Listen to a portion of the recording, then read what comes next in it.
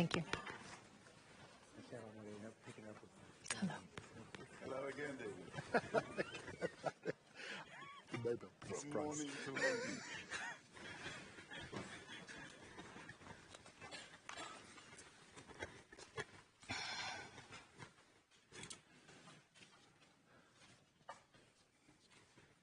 Hello, everyone. I'd like to wish you a very warm welcome to Peace Through Strength, a plan for Ukraine. This is a special edition of Deutsche Welle's Conflict Zone here at the Munich Security Conference. And we have the great pleasure of being joined by the Foreign Minister of Ukraine, Andrii, Sybiha, General Keith Kellogg, U.S. Special Envoy for Ukraine and Russia, Radosław Sikorski, Polish Foreign Minister, welcome to you, David Lammy, UK Foreign Secretary, and Dovilė Šakalienė, the Defense Minister of Lithuania. Thank you so much to all of you for joining us. I'd like to get right to it. We have a lot to discuss. Foreign Minister of Ukraine, after all of these days, after everything that you've heard, first, this phone call that Trump initiated with Putin, later informing Zelensky, then your NATO aspirations, the full territorial restoration being called unrealistic by the U.S. Defense Secretary, and the subsequent talks that Zelensky has had with Trump and later with Vance, where I know you were also present as well. I'd like to ask you, how confident do you feel at this point that the U.S. will have your back in any ceasefire or peace talks? Thanks a lot for this opportunity to start our discussion. So, our delegation arrived to Munich with another mood. Now we have much more better mood and more confidence. We are not alone. I remember very well when we arrived with the president directly from Mariupol 3 years ago to attend Munich conference. At that period, all Ukrainian warnings had been ignored. This time, my point of view, we have hope. We have hope, and we do really could talk about European moment and decisive moment for Ukraine. There is no doubt that the only way to achieve long-lasting, just peace for Ukraine is the concept peace through strength. And Ukraine has a recipe how to achieve this peace. It is important not manipulate with the term deal, peace.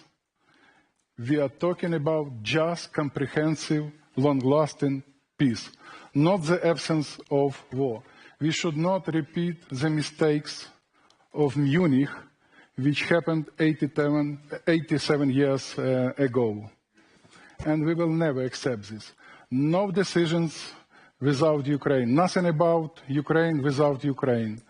And also nothing about Europe without Europe.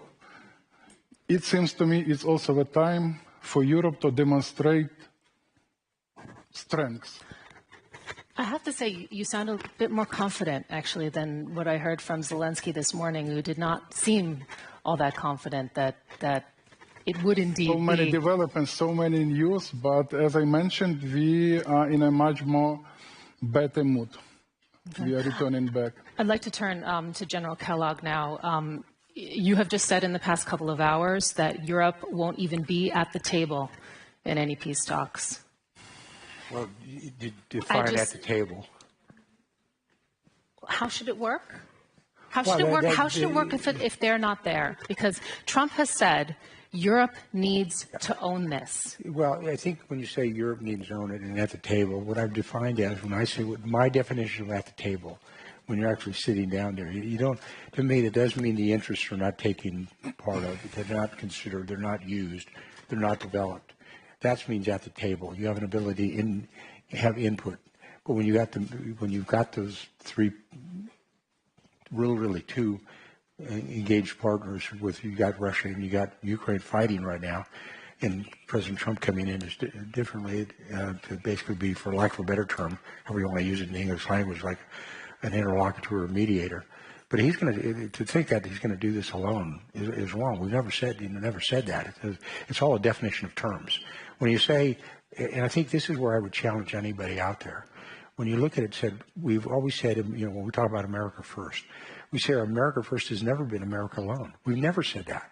We've never said we're an isolationist or it's an isolationist policy. When you look at what Donald Trump has done, and I challenge people, I said, this war's been going on for 3 years. 3 years. Okay? They're just 11. Well, 11 years, but we're talking 3 years with the Russian engagement, when they engaged. When you look at that, this is what happened when you had a president of the United States said minimal intervention may be okay. Now, the definition of minimal intervention is considerably different than mine. But tell me here, in this audience, since you shouted it out, what did Russia do when President Trump was president of the United States? He did nothing. Nothing. He did it under President Bush. He did it under President Obama. He did it under President Biden. He didn't do anything under President Trump. And we've always worked that way because he leveled the playing field to do that. And I think that's where you look back and you say to people, well, how is America going to do this? How is it going to work? When we say peace through strength, that is originally an American term. And he's looked at it the same way. And so we have had the model, President Trump's had the model, that once we come up with a peace arrangement, a peace deal, then we were going to work in making sure that that's enforceable. It's a good deal. It's a fair deal. Go back to what President Trump said in his UN General Assembly. And I'm going back on history because, remember what the famous poet said, George Santana said, if you forget a history, be prepared to repeat it. Well, we basically go back to the first UN General Assembly speech. President Trump talked about America first. That's all people remember. The second half of that speech was about national sovereignty. And he talked about the sovereignty of nations. And he said quite clearly in that, if a nation fights for its sovereignty, we will be with you. And he's done that. So this is where I said the challenge is, when you say things like that, you put it on the negative, and I put it on the positive. That's there. The last 3 years, or 2 years, the previous administration, the concern that President Trump has, when you look at what happened in Ukraine, he says, well, I want to, we stop the killing. And the level of killing, and we all know this, you're at World War II level of death. When you look at the destruction, let's use a city, somebody made a comment of Mariupol. When you came out of there, that's a city the size of Denver, Colorado. It's the size of Atlanta, Georgia. It's destroyed. When you look at the amount of death and destruction within Ukraine, so which is massive, the level of destruction in Ukraine it's 3 times the amount of death for the Ukrainians alone that Americans suffered in the Korean War and the Vietnam War combined over 11 years. So my take on this is if you think you can kill your way out of this war, you can't. Okay, it's not just killing alone. It's quite. You're going to have with a comprehensive plan, a plan that has worked with the allies, working together, but it's going to be a comprehensive plan. I know I went over my time, and I got you on that one. It's okay. I'd like to get the response from the Polish foreign minister. We heard this morning the NATO Secretary General basically say to Europe, stop complaining, make a plan. We understand that there will be a summit on Monday. Perhaps you can confirm that. What leverage do you have to get back in the game? What's your plan? Well, to convince President Putin to become more reasonable, we have to convince him that the price that he would have to pay would be unacceptable. This is a classic colonial war. They usually take a decade. Look at Vietnam, look at Algeria, look at Angola, Afghanistan. Shorter than that is a bonus. Russian economy is starting to suffer. If we convince him that we are not eager to go back to business as usual, that we can sustain it for longer than he, then he'll make a deal. So our plan should be to stay the course, to continue supporting Ukraine and to support Ukraine in its defense for as long as Ukraine is willing to defend itself. Stay the course without the Americans, or? We made that clear in our announcement. Because they don't seem as if they're in it for the long haul. Perhaps I'm misunderstanding the general, but. Well, I agree with the general that if it could be ended quickly, of course. Everybody wants peace. You know, Putin wants peace, but on his terms.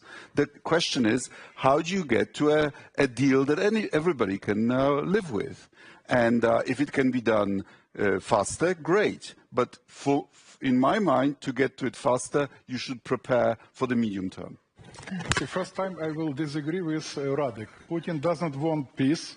He wants war, because for him, war also is an instrument to control his society, to control his country and regions. If we are speaking about true reasons why he wants war.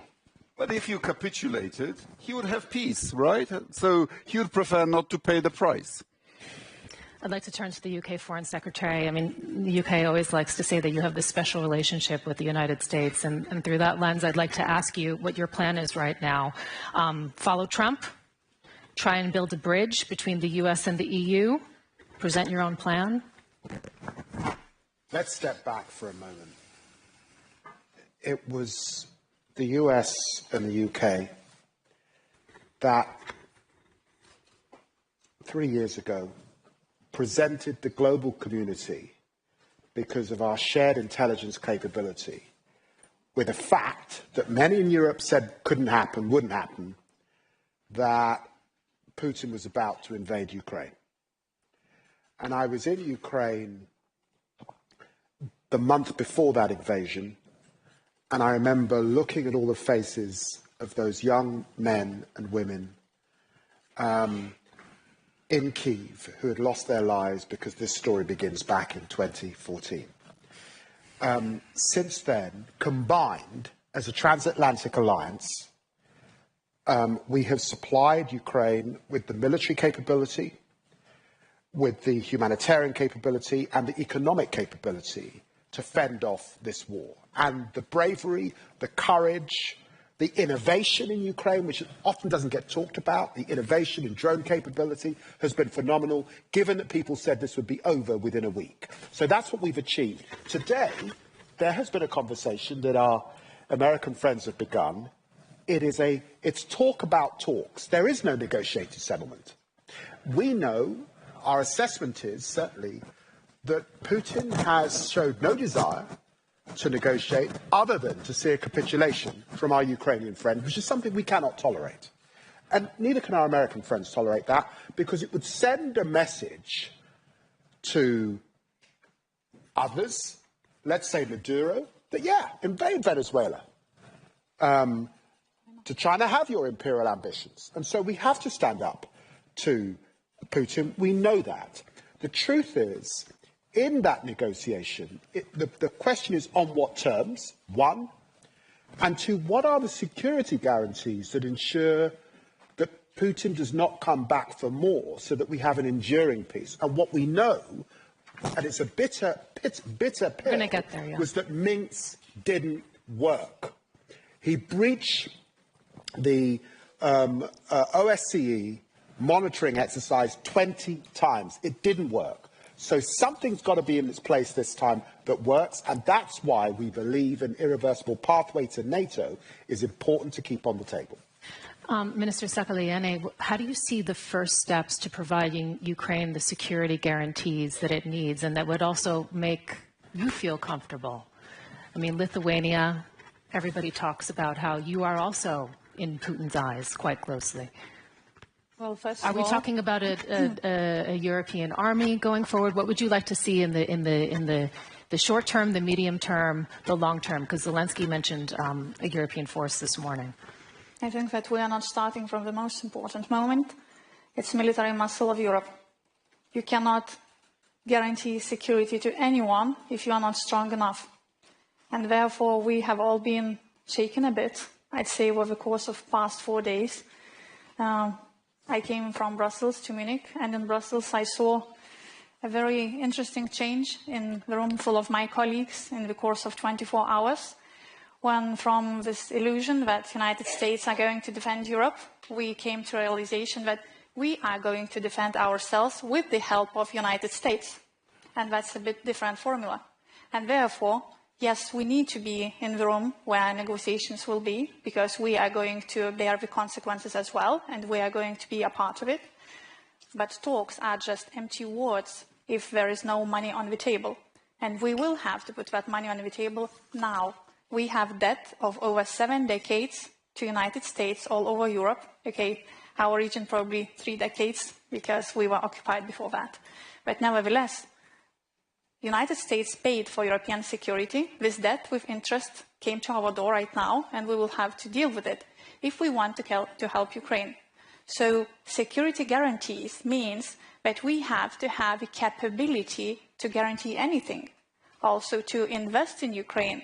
Ukrainian defense industry and European defense industry and United States defense industry is a critical element of guarantee that Mr. Putin, after 2 to 3 years, or however long he will need, but let's not have illusion that it's going to be long, to finalize reform of his army, to continue the production of defense industry, well, in his case, aggression industry in his country, which is fast already. And if we want for ourselves to be strong and for Ukraine to be strong, that means Ukrainians who have technology, engineers, motivation, and we have twice as large capacity for defense production than we have money for it. That means also investing in Ukraine. And that also means that first step is financial instruments for all Europe to borrow as much as we can right now, to make acquisitions as fast as we can right now, to build defense factories as fast as we can now, and also involving defense industry and asking them to change the rules as well. The usual sustainable, careful business building rules no longer apply. We do not probably believe anyone in this room that there can be any sustainable agreement with Mr. Putin which can last long. I agree that Mr. Trump has had and hopefully will have an effect on Mr. Putin. But he is a person who is building his empire, and also I agree completely with Ukrainian colleague. Having a war on his soil is helping him as a dictator to thrive. But also China and Russia are going to combine their actions, and therefore our ability to have a military muscle will be needed when we will have both Europe and United States to stand against both Russia and China in the next stage, which will come soon. I think that a lot of the shock that has happened at this, conference over the past couple of days is the manner in which the United States has chosen to engage with Putin. And General Kellogg, I'd like to address this to you because the impression is that the U.S. has already given up leverage to Putin before talks have even started. The EU foreign policy chief actually used the word appeasement. She said it never works. You have previously suggested, and this is also before you were part of the administration and part of this effort, that both sides of the conflict will have to make concessions. What concessions will Putin have to make? Well, to me, there's going to have to be things like territorial concessions as well. Okay, some of it is unrealistic to expect where you'd want to go to, but it's territorial. It's sub-territorial. It could be the engagement of refusing to use force, renouncement of the use of force into the future.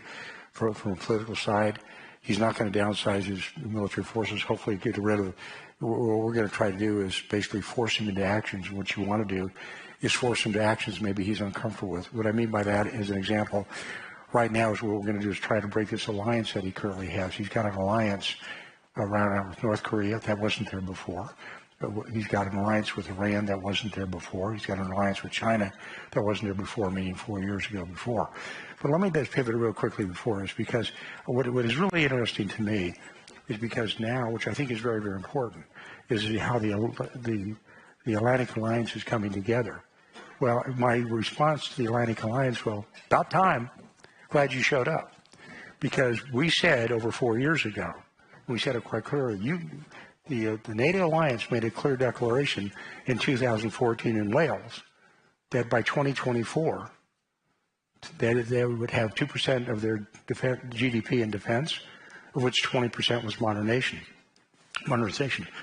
We still have 8 members of NATO who are not there. It took a long time for these nations to get there. Congratulations to the Poles, who are now leading the pack, with their well over 4%, getting to 5% on the defense. But that's a question you want to make, and I understand it. How? I mean, you said that you're going to force Putin to do things. Well, how exactly are you going to do that? And will it be because, I mean, Zelensky said this morning, he was very clear, he wants sanctions on the front end, not on the back end. He wants them now. More sanctions, Is that on the table? Well, when you say concessions, of course they're concessions, because both sides are going to have to give. I mean, you cannot say... No, he wants sanctions. He wants more sanctions against Russia. Let's use sanctions as an example. I think it's a great example. And it's a great example to use it. And right now, most of the nations out here have sanctions, and we're going to stay on sanctions just for a minute. But one of the sanctions they talked about is what is driving Russia. It's really a petro state. 70% of the money they are getting to fund this war comes out of petro, oil and gas. Most of that is going through the shadow fleet. Most of that shadow fleet, 70% of that fleet, goes through the Baltics. Mm-hmm. We've intercepted one or two of those vessels. We, the United States, have sanctioned their fleet by name. The USS Kellogg, the USS Sikorski, whatever out there. And now you come up with a plan when you talk about sanctions. If you rate them on a level of 1 to 10, 1 being low, 10 being high, we're probably at a 6. But enforcement is about a level 3. So what you say, what does he have to give up? Well, maybe he gives up his oil revenue and we'll force him to do it. Because what you do is you start employing sanctions that break the economic back. We've done this before. We've seen this before. Trump has seen this before. We did it against the Iranians. We nearly broke the Iranians back with economic sanctions and oil sanctions. We turned around and we gave it back to them. So this is a point where you say, what do you do? These are the kind of things you do. If you think, to me, this is just me, if you think you're going to kill your way out of this, you're wrong, because you have a lousy review of history.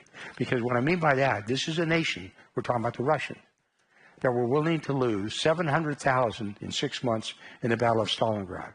They're willing to sacrifice hundreds of thousands of their soldiers in a fight, in a great fight by the Ukrainians. So much so they're bringing in North Koreans. They're not bringing in North Koreans because they think it's a good idea. It's a tell.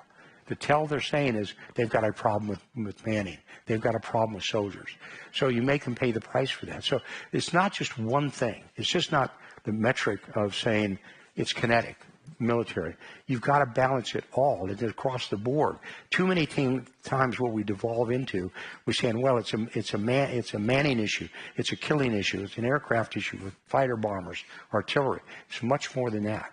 And what we're trying to say is it's got to be a comprehensive plan that ensures that he knows that we're going to snap back things, that there's going to be pressures on him that run across the entire gamut to put him on pressure.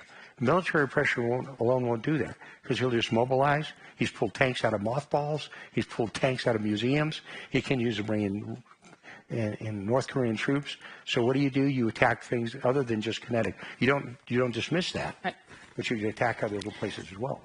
Minister Sikorski, I'd like to ask for your response to that, and also if you can give us a little bit more of a sense of what's happening on the EU level and the conversations that are happening right now that you're taking part in. Because, you know, Zelensky saying that in addition to security guarantees from the United States, at least 200,000 European peacekeepers would be needed to prevent a new Russian attack after any ceasefire. You're the driving force, of course, behind EU discussions on joint financing of defense. You also hold the rotating EU presidency until June. Do you have the feeling right now, because, I mean, there's always been this conversation about a common EU defense. Is this the moment right now for the EU? Is this the moment where that's happened? Is the will there from your partners, especially Germany and France? We've been talking about European defense for decades. There was even a treaty in the 1950s. There were announcements made at the time of the Yugoslav war. Then there were the battle groups. We are now organizing a rapid reaction force, a brigade-size force. We've appointed a EU commissioner for defense and space. But defense is very expensive. It's follow the money is a rule. If we don't devote real resources, it'll not be serious. And the resources have to come from somewhere. And the list of sources is limited, either from higher contributions by member states, or from unspent funds from the COVID bonds, or new defense bonds, or perhaps a rearmament bank modeled on the EBRD, but devoted specifically to nurturing a European defense revival. Whether we do this depends on whether people are scared enough. You've noticed that people spend more on defense the closer we are to Russia.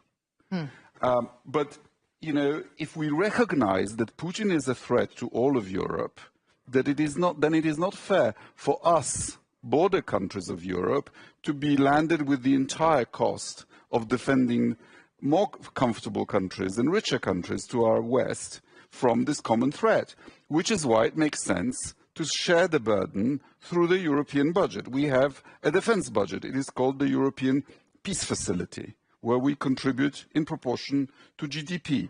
Unfortunately, disbursements from it are being blocked by one European country, Hungary, and I hope General Kellogg can help us to persuade Hungary to stop blocking these disbursements, because times have become really dire. We have a leader who has appointed himself as someone who can decide who is a nation and who isn't, who has broken taboos established by two bloody civil world wars, that thou shalt not change borders by force. So yes, I do believe that the hour has come to treat European defense seriously. Secretary Lammy, you have been quite skeptical about Putin's intentions, as you've highlighted earlier. It's interesting to note that he's not talking about compromise, actually, at this point. He's talking about his concerns being recognized. That's the language that's been coming out of the Kremlin. And through that lens, I'd like to ask you, how do you see Putin not walking away a victor if a ceasefire or a peace deal is brokered? Well, this is where we learn from our shared history and shared understanding. It was an American diplomat, George Kennan, who wrote a long telegram back to the United States that begun the foreign policy of containment of Russia. And in crafting that policy, which was a shared policy, we understood two things. We understood, and sadly Putin is indicative of this, there is a Tsarist tradition that he's leaning into, Peter the Great, Nicholas I, the worst of that period, imperial in its ambitions, and there is a Soviet tradition. Let's remember he's a KGB agent, he's a man of deception, and in negotiating with him, we have to understand that and relate to that. And of course, what we know is it's usually war that stops that ambition. To the south, the Crimean War. To the east, the Russian war with Japan. And to the west, the Cold War. And we should be deadly serious about those imperial ambitions. And I said in the House of Commons, as someone whose ancestors faced down imperialism, that we have to be real about that threat, which is why Radek is right, and our American friends are right, and have been right since Roosevelt, about European spending. And despite all that we have done, and it's now the case in Europe that we are spending 53% of the money on military effort is coming from Europe, 60% of the humanitarian aid is coming from Europe, but we will need to do more. Because combined across our GDP, it's about 0.1%. We can do better and must do better over this next period if we are to face down Putin. And that's the basis on which we go into negotiations, understanding the sharp lens of history. We have just a few minutes left. I'm, of course, going to give you the last word. But first, I'd like to turn to the defense minister from Lithuania to give us your last final thoughts. And I mean, you know, your comment on it, how concerned are you that, you know, we might be looking at competing visions, actually, for what might happen in Ukraine? How concerned are you that, you know, about Ukraine's voice being heard in all of this? I'm actually mostly concerned about what we are going to do. and how fast are we going to do that? So regarding support to Ukraine, I completely agree with Secretary Lammy that we need to agree that our support is measured not by words, but by money and guns. So Lithuania gave 0.25% GDP last year, and we are going to keep the pace. Really, EU can do 0.25% GDP as a brink, at least. But secondly, what are we going to do about us being a credible partner and being able to give any security guarantees? So again, we are a small country. We have now 4% GDP for defense, and we will have from 5 to 6% GDP to defense from 2026 to 2030. And that's not an easy decision. And we are a social democratic government. Nobody expected us to do that on the actually second day of our appointment to change those rules. But what we understand is that Mr. Putin is not going to change that the Tsarist and Soviet tradition, which I know on my family. I mean, I come from a family that was imprisoned, tortured, and murdered by Soviets. But at the same time, I understand that if we are absolutely and fully prepared for this imperialist war that Putin is planning to wage, then this is our only chance to avoid it. And that's what we need to do. And then we are able to help Ukraine. Otherwise, it's just talk. What do you think of all the talk we've heard on this panel? Interesting. Probably with most of the suggestions, ideas, I agree. But let me summarize. Transatlantic and Ukrainian security are indivisible. As never before, we need unity and strength. We have a very simple recipe how to end this war this year to achieve just, comprehensive, long-lasting peace. Leadership of the United States. President Trump says, if strong America, if America is strong, peace is at peace. The world is in peace. So that's why our approach, active, proactive engagement of United States really could give new dynamics, and we do really believe in this, and we are ready to discuss deeply with our American partners how to proceed.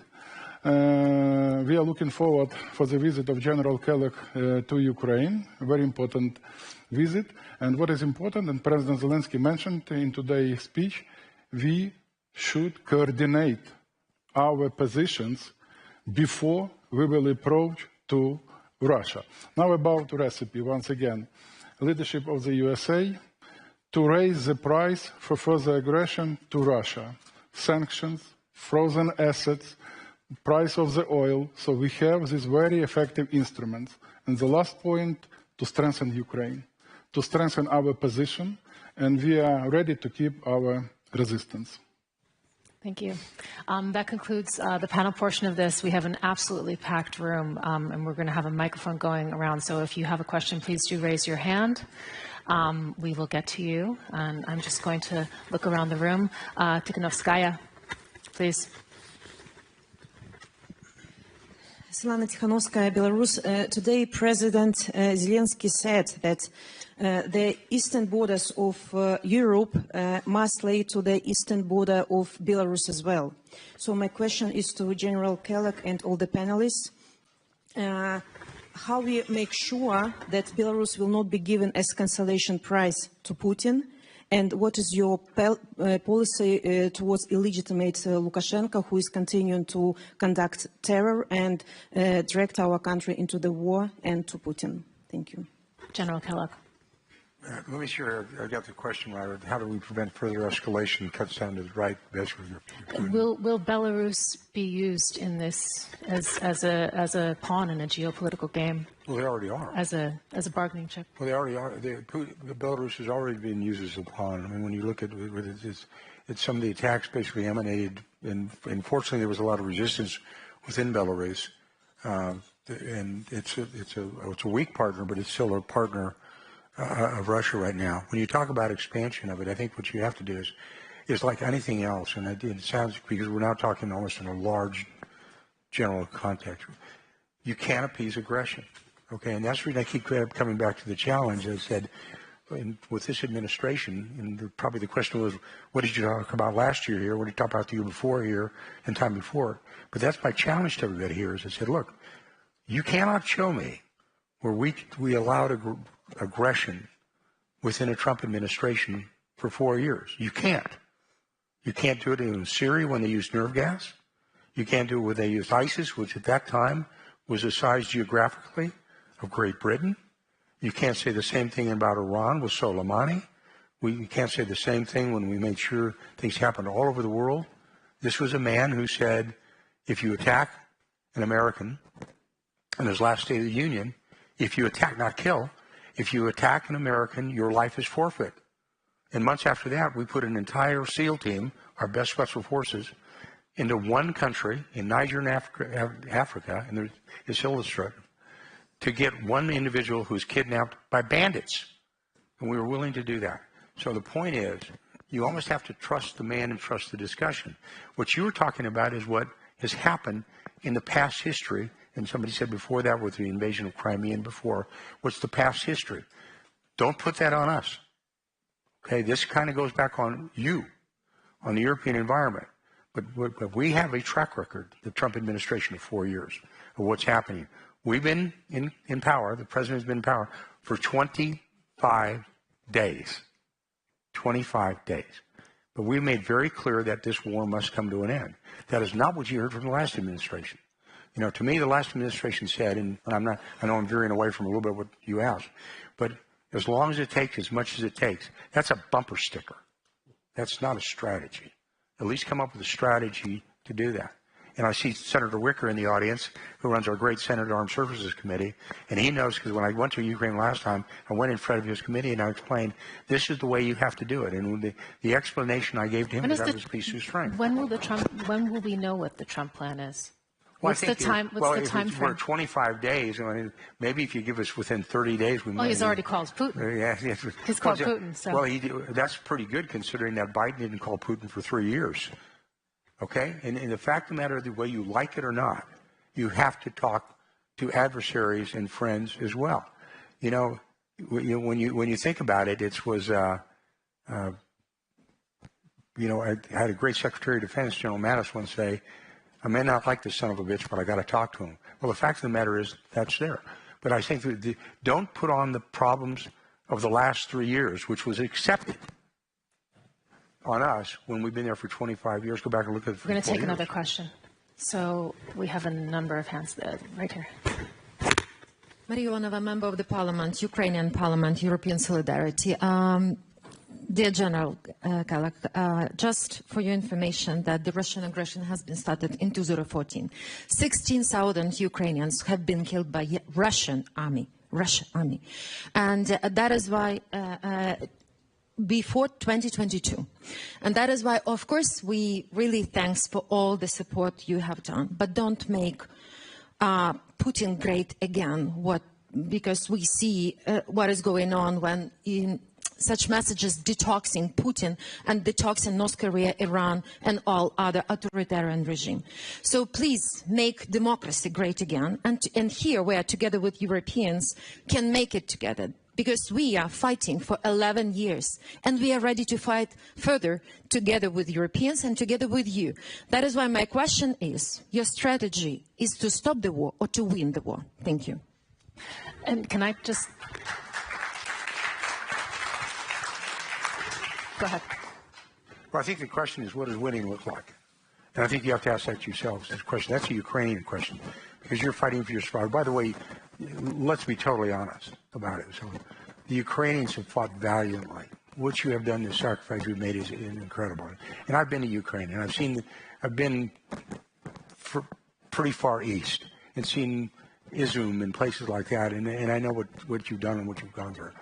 And I think it's one of those, but the first thing you've got to do is, like I said to somebody earlier today, it's like when you're treating a casualty in war as a soldier, the first thing you do is you stop the bleeding, and then you treat for shock. But the first thing you've got to do is stop the bleeding.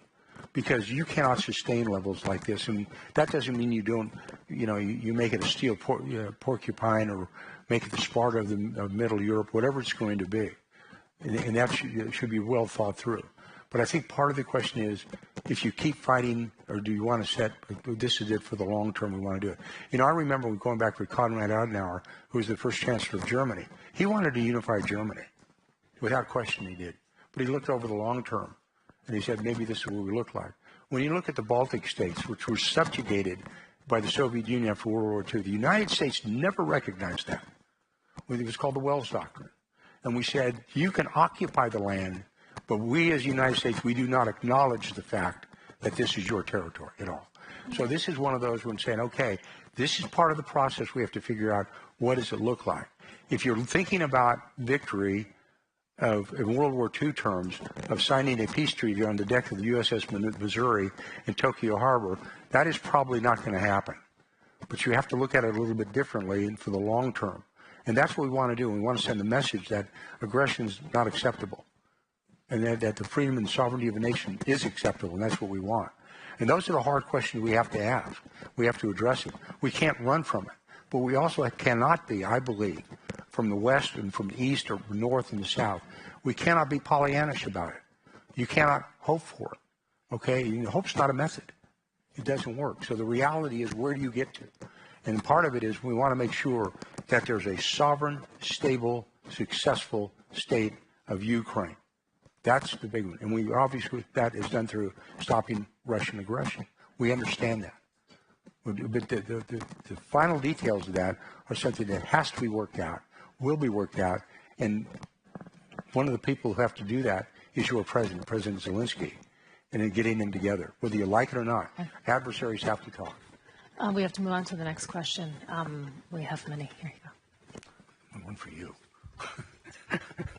Thank you. Bob Dane from the Klingendahl Institute. General, you're being asked quite a lot of questions. Thank you for interacting with us. Somebody else is quite all right. Much appreciated. Now, I have a question as a military man, because the ceasefire is going to be incredibly difficult. We know from the previous ceasefires, the Minsk agreements, I used to work for the OSCE, that was violated almost every single day for a period of 8 years. And this line of contact is much longer. And as a military man, you know well that the complexity of these weapon systems, artillery, drones. Do you have some idea already on what will be needed even to monitor and enforce such a ceasefire?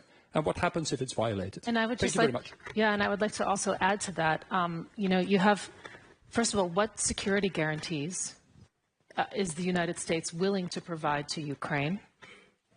And there's a bit of a dilemma here, because you have on the one hand Zelensky saying that if you're not willing to provide security guarantees and the EU can't fill the gap, then he wants an army of 1.5 million. They have about, I think, 800,000 right now. And Putin, that's an absolute no-go for him. How are you going to handle that in any sort of negotiation to get them the guarantees that they need to secure some sort of lasting peace? Well, one of them is, I kind of alluded to it, and I'll go back to it. But the first is, to be very candid with you, I do not speak for the President of the United States. The President of the United States speaks for himself, okay? And I will not say that this is a decision of the United States. I got 0 electoral college votes this year, okay? I got no votes, right? He did. He's the president. His commander-in-chief under our Constitution, he makes those calls. He'll make those calls. We as advisors make recommendations. And so when I say this is what they'll be, I don't know what they'll be, because that's his call, not my call. When it comes to violations, that's what I made to earlier, is this is when I say you have to take a measure. And historically, if you do it, you're good. How do you respond to a violation or a ceasefire? We have proven that. Donald Trump has proven that. That's where he made that comment about it's using SEAL Team 6 for one American farmer that was captured and taken prisoner in Niger, and we sent an entire Special Operations SEAL team from Dam Neck, Virginia, all the way into Africa and respond. That's why we responded on a nerve gas attack against Assad by putting 71 Tomahawk land attack missiles in there. The response is immediate, it's violent, it's overwhelming. That's how you respond to ceasefires. You don't respond to ceasefires by going, gee, that's okay, okay? And the measure of the man, and I've seen it happen in 4 years, is a willingness the willingness to use force, because that's a key part of deterrence. Because what you're asking about is, on a violation of a ceasefire, is how do you establish deterrence? You can have all the capability in the world that you want, but if you don't have the will to do that and the will to execute, then it means absolutely nothing. And ceasefires mean nothing. Okay, we're going to take another question. Yeah. I just want to make this point on behalf of Ukraine. We have a shared responsibility because it was us as allies that encouraged Ukraine to give up their nuclear weapons, and I know that there is a discussion in Ukraine that had they not done that, they would not be in this situation. The truth is, when you look around the world in different conflict zones, there are different security guarantees. The United States effectively has security guarantees with Japan, with South Korea. There's Article 5 with Israel. There are different security arrangements. This is a long border. There is drone capability, which we learn from, that can provide some of that guarantee. But in the end, what I think we'll be thinking about, and I know we're thinking about, is what does Russia fear? What stops them breaching the guarantee? And that is the detail. That is an alliance we're getting into.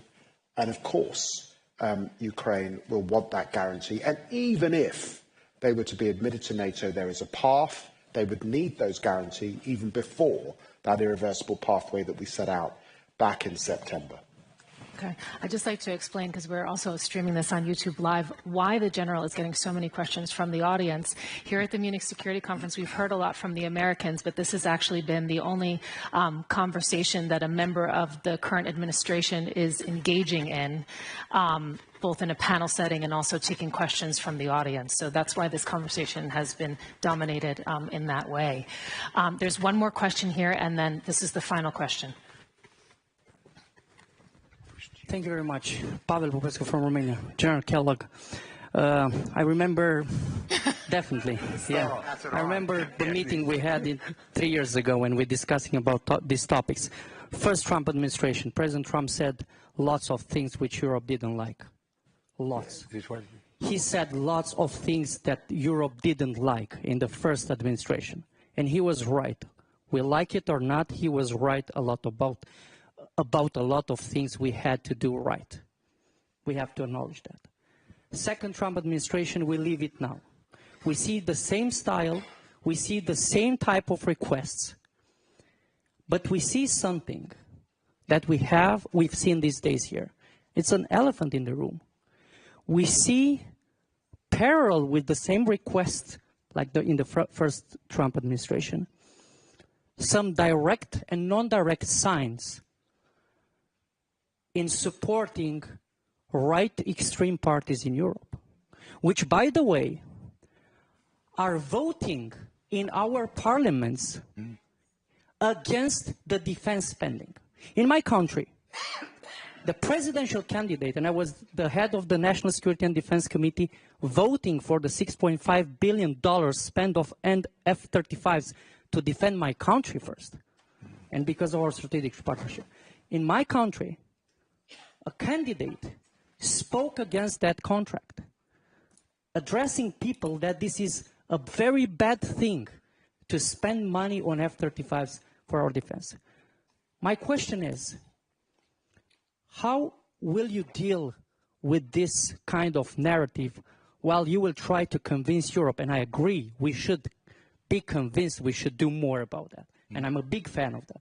But how will you address this challenge while supporting the voices which got the vote because they don't want to spend money on defense? Well, Thank you very much. I think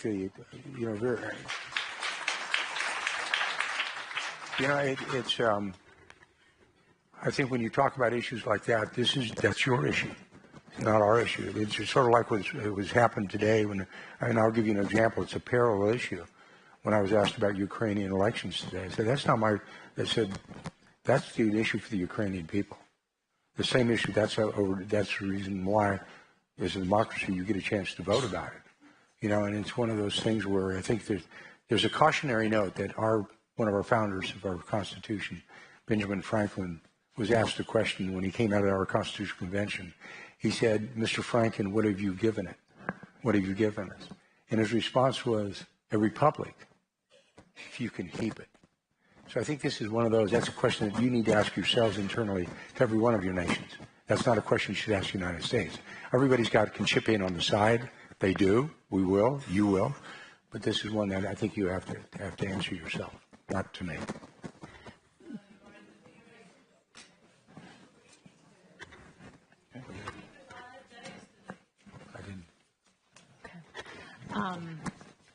Minister Sybiha, I would like to ask you to have the final word, to bring it all together for us. What are the next steps for Ukraine? You know, this morning when we heard from Zelensky, he said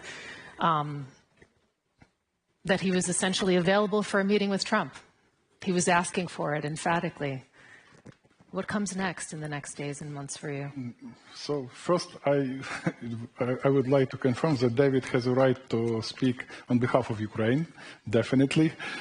And you deserve this right. So once again, unity and strength. We do really have a chance to end this war this year by demonstrating strength, by implementing concept which was also announced by President Trump, peace through strength. We have clear understanding how we could proceed with this. We need support of the United States. We need to coordinate our efforts. And probably to predict, to prevent such a situation when we were not aware about something about us. Nothing about Ukraine without Ukraine. We will never accept any initiative which was elaborated without us. We could not expect easy How would your non-acceptance look? We know how to resist. You see, we prove this at the battlefield also. So we do really believe that we could get new dynamics in our peace efforts. And we are ready for this. Okay, thank you so much, everyone, for joining us for Peace Through Strength, a plan for Ukraine. This has been a conflict zone from the Munich Security Conference. Thank you so much for your time. Thank you so much, Foreign Minister. My pleasure. Yeah, really a pleasure to speak with you. And I look forward